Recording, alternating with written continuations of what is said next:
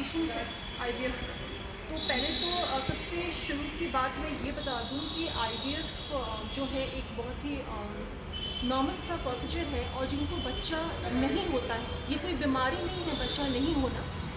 बच्चा नहीं आना एक प्रकार का, आप इसे कह सकते हैं कि कमी है हस्बैंड या वाइफ दोनों में से किसी के भी अंदर ही हो सकता है। ऐसा नहीं है कि हम लोग सिर्फ ये कहें कि हस्बैंड ही इसके लिए जिम्मेदार है या वाइफ ही इसके लिए जिम्मेदार है, ये सोचना गलत है। आईवीएफ एक बहुत ही सिंपल सा प्रोसीजर है, और ये करने में मिनिमम आपको 14 दिन लगते हैं, जो हम लोग oocyte रिट्रीव करते हैं, यानी कि जो अंडे निकालते हैं वो 14 दिन में निकालते हैं।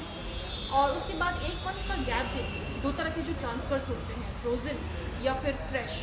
आजकल ज़्यादातर हम लोग फ्रोज़न एम्ब्रियो ट्रांसफ़र ही करते हैं, वो बेटर होता है। तो जो बेटर होता है हम लोग उसको ही प्रेफर करते हैं। और 1 महीने का गैप देके फिर हम बच्चेदानी के ऊपर काम करते हैं, और बच्चेदानी की परत को देखते हैं, और अगर वो बेटर होता है, बिल्कुल एम्ब्रियो को रखने के लिए रेडी रहता है, तो फिर हम उसमें यूट्रस के अंदर में आपकी एम्ब्रियो को डाल देते हैं। डिपेंड करता है कि आपके पेशेंट का, पहले तो बड़े बड़े शहरों में होता था, लेकिन मैं ये बता दूं कि नहीं, मैं तो छोटे शहर से हूँ, ये आपको मालूम ही है। और जहाँ पे मैं काम कर रही हूँ अब, वहाँ पे गांव, छोटे छोटे विलेजेस, वहाँ से लोग मेरे पेशेंट्स आते हैं और बहुत ही अच्छा रिजल्ट्स लेके जा रहे हैं। ऐसा नहीं है कि ये सिर्फ बड़े शहरों का ट्रीटमेंट है, ये किशनगंज में हो रहा है, और मैं वहाँ पर कैलटेक्स चौक पे मेरा क्लिनिक है।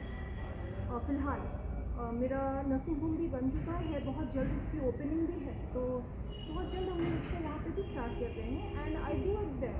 तो आप लोग अगर मुझे दिखाना चाहेंगे कि मुझे, देखिए मेरा जो काम है वो बहुत ही क्लीन है। मेरे दिमाग में है कि अगर पेशेंट को इनफर्टिलिटी है और अगर उसको बच्चा आ सकता है, तो मैं हर वो कोशिश करती हूँ जिससे कि पेशेंट को बच्चा आ जाए। और मैं तब तक नहीं हार मानती जब तक कि मुझे लगता है कि हाँ पेशेंट को बच्चा आ ना जाए, क्योंकि मुझे वजह ढूंढनी है। क्योंकि ठीक है, इसकी सक्सेस रेट भी थोड़ी मुश्किल होती है, लेकिन सक्सेस रेट बहुत ज़्यादा पहले नहीं थी, लेकिन अब ग्रेजुअली टाइम के साथ ये बढ़ता जा रहा है और काफ़ी अच्छा होता जा रहा है नए नए मीडियाज़ की वजह से।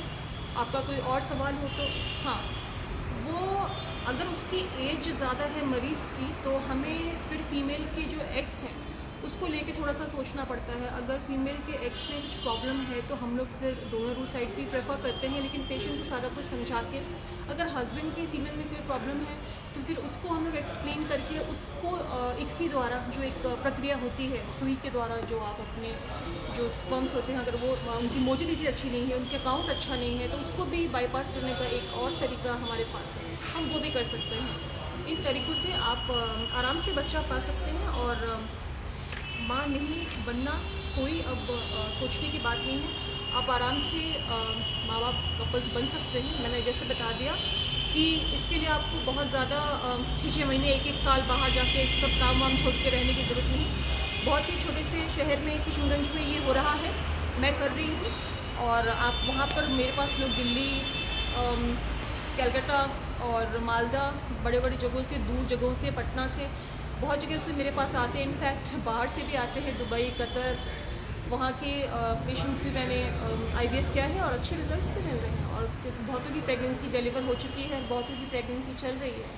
तो आप एक बार ये नहीं बोलें कि मुझे बच्चा नहीं हो सकता, ऑफ कोर्स हो सकता है।